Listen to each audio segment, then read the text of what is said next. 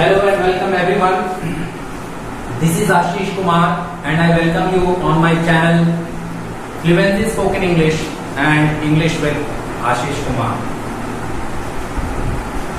Specially मैं आपको यहाँ पर मैं स्पोकन इंग्लिश के बारे में बताऊंगा and I will let you know how to speak good in English, how to be a proficient speaker of English without following many sorts of heavy rules.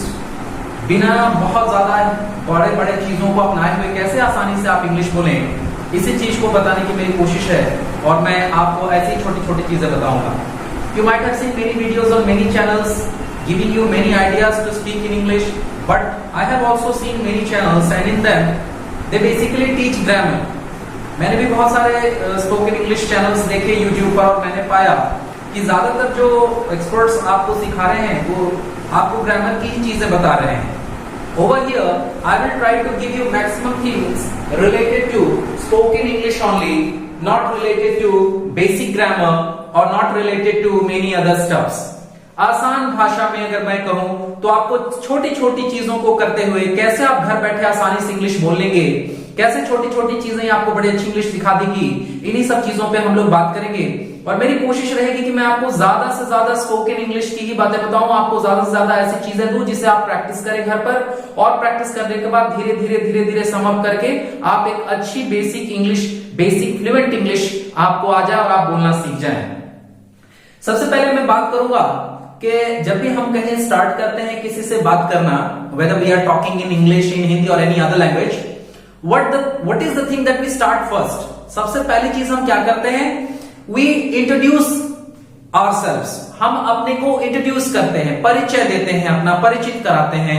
Whether you are in any college function, you are in any school, you are in any tuition center, or you are on the playground, wherever and whenever you meet someone, you start conversating with him or her. और जब आप conversate करना शुरू करते हैं, जब आप बातें करना शुरू करते हैं, तो basically we start having our introductions first. हम सबसे पहले अपने इंट्रोडक्शन की ही बात करते हैं, हम अपना इंट्रोडक्शन ही बताते हैं. तो सबसे पहले मैं आपको सही तरीके से इंट्रोड्यूस अपने आप को कैसे करें ये मैं बताता हूं, आप ध्यान से देखें. पहले तो आप जान लें कि बड़ी छोटी सी चीज है ये हमारा इंट्रोडक्शन, बट इस इंट्रोडक्शन को भी कई नामों से जानते हैं. At first introduction is called intro in short. सबसे पहले तो इंट्रोडक्शन को ही हम इंट्रो कहते हैं. बहुत सारी चीजों को आजकल शॉर्टेड फॉर्म में बोला जाता है. As you might have idea about that internet becomes net these days, disco becomes disc, बहुत सारी चीजों को लैपटॉप बिकम्स लैपी, आजकल ऐसे ही बोलते हैं. तो introduction is also called intro in short. It is also called acquaintance, इसे हम अक्वाइंटेंस भी कहते हैं. It is also called familiarity, इसे हम फैमिलियरिटी भी कहते हैं. It is also called identification, इसे आइडेंटिफिकेशन भी कह सकते हैं. And it may also be termed as a presentation, और इसे हम प्रेजेंटेशन भी कह सकते हैं. These all words can be used for introduction. ये सारे वर्ड्स को हम इंट्रोडक्शन की शक्ल में, इंट्रोडक्शन के लिए यूज कर सकते हैं. Now the question is कि अगर आप अपने से अपने इंट्रोडक्शन नहीं दे रहे हैं तो अगर आपसे लोग पूछते हैं तो वो कैसे पूछेंगे? First of all they'll ask you in a way that what's your introduction? Remember short and form की बात मैं कर रहा था. What is को short में हम words कहते हैं. What is का short and form है. तो they may ask you what's your introduction और what's your intro. या आपसे ये भी पूछा जा सकता है introduce yourself. What's your acquaintance or acquaint yourself. What's your familiarity, familiarize yourself. Give me your identity या what's your identification. Present yourself या what's your presentation. इस तरह की कोई भी बात अगर आपके कानों में पड़े तो आपको ये समझनी चाहिए कि आपसे अगला आपका परिचय जानना चाहता है. He or she wants to know about your introduction कि आप कौन है, क्या है. तो जैसे ये सारी चीजें आपकी कानों में पड़े तो आप अपना इंट्रोडक्शन देना शुरू कर दें. Now before moving on to actual introduction, इससे पहले कि हम एक्चुअल इंट्रोडक्शन शुरू करें, आपको ये भी बता दी जाए कि introduction varies according to the places where you are introducing yourself. Over there you need to change a little bit. आप कहां इंट्रोडक्शन दे रहे हैं इस पर इंट्रोडक्शन वैरी करता है, जगह के हिसाब से इंट्रोडक्शन होता है. For example if you meet someone new in any journey like in train journey or in plane journey, तो वहां पर जो इंट्रोडक्शन होता है वो थोड़ा छोटा होता है, थोड़ा शॉर्ट होता है.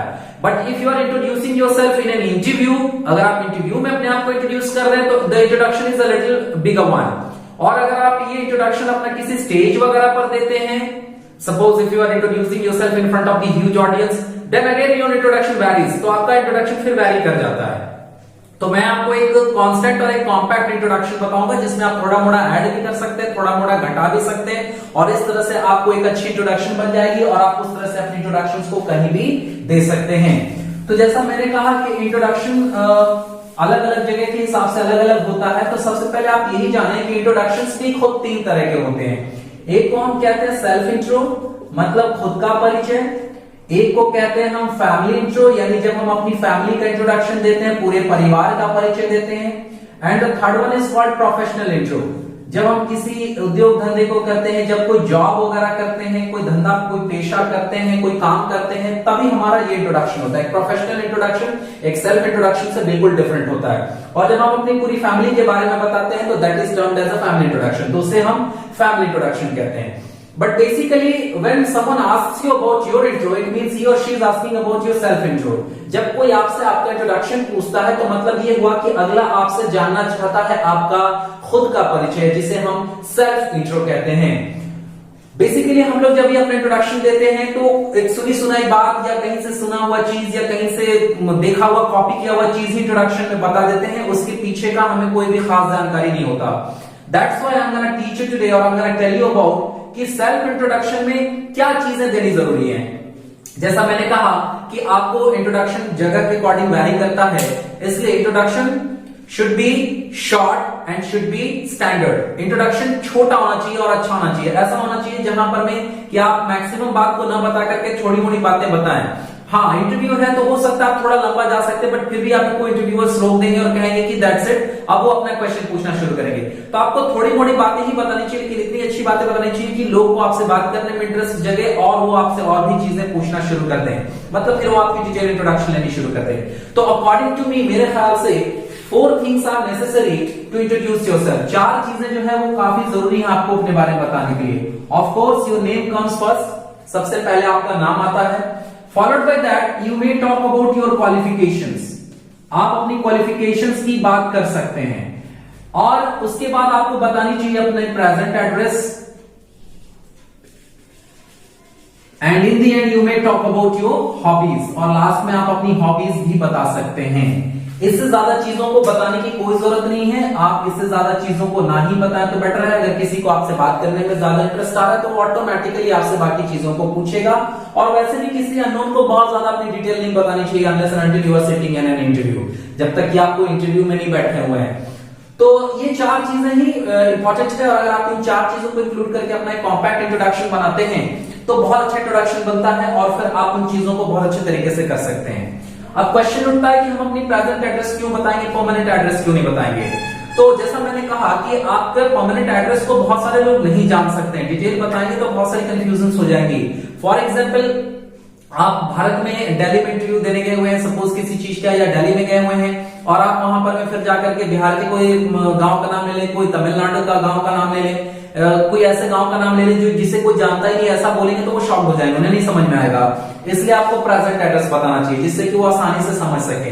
आपने अगर कभी अपना रेज्यूमे वगैरह बनाया होगा, बायोडेटा वगैरह बनाया होगा, तो उसमें देखा होगा ऊपर में जो आपकी डिटेल्स होती है उसमें प्रेजेंट एड्रेस ही मेंशन रहता है, और नीचे कहीं जाकर के पर्सनल डिटेल्स में आपको अपने परमानेंट एड्रेस दिए रहते हैं।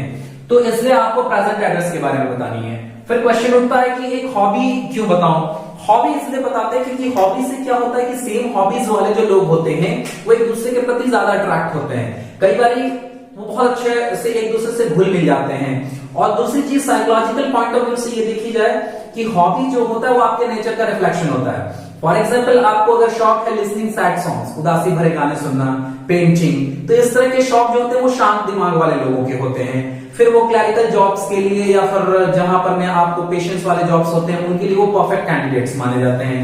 अगर आपकी हॉबी है shooting, mountain climbing, horse riding, bungee jumping, इस तरह की अगर कायाकिंग, इस तरह की अगर आपकी शौक है, तो इसका मतलब आप थोड़े से एडवेंचरस किस्म के यानी थोड़े गर्म दल वाले इंसान हैं। तो फिर आपको जो है शांत जगह पर में जॉब के लिए उपयुक्त नहीं माना जाएगा, and you will be considered as a favourable candidate for like army, navy, जहां पर में थोड़ा सा ज्यादा हो, एडवेंचर वगैरह हो, उस तरह के जॉब्स के लिए आपको आपकी हॉबी से जज किया जाता है। ये बेसिकली एक साइकोलॉजी, ह्यूमन साइकोलॉजी, इसलिए आपको ये 4 चीजें ही बतानी चाहिए।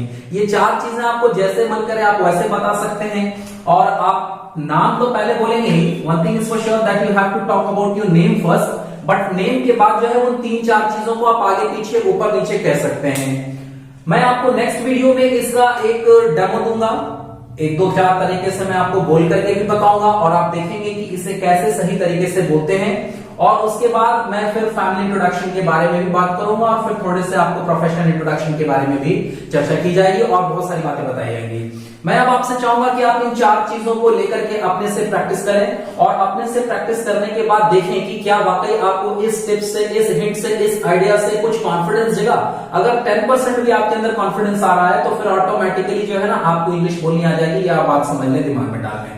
इसके लिए मैं इस वीडियो को आज इतना ही रोकूंगा। इसके बाद हमारे नेक्स्ट वीडियोस को देखने के लिए हमारा चैनल है फ्लुएंसी स्पोकन इंग्लिश, आप उसको सब्सक्राइब कर लें, बेल आइकन को प्रेस कर दें, जिससे कि जो भी नई वीडियोस हमारी आएंगी उसकी नोटिफिकेशंस आपको मिलती रहेगी। और अगर हमारे चैनल आपको अच्छा लगे तो आप हमारे वीडियोस को शेयर भी करें। Thank you, have a great day.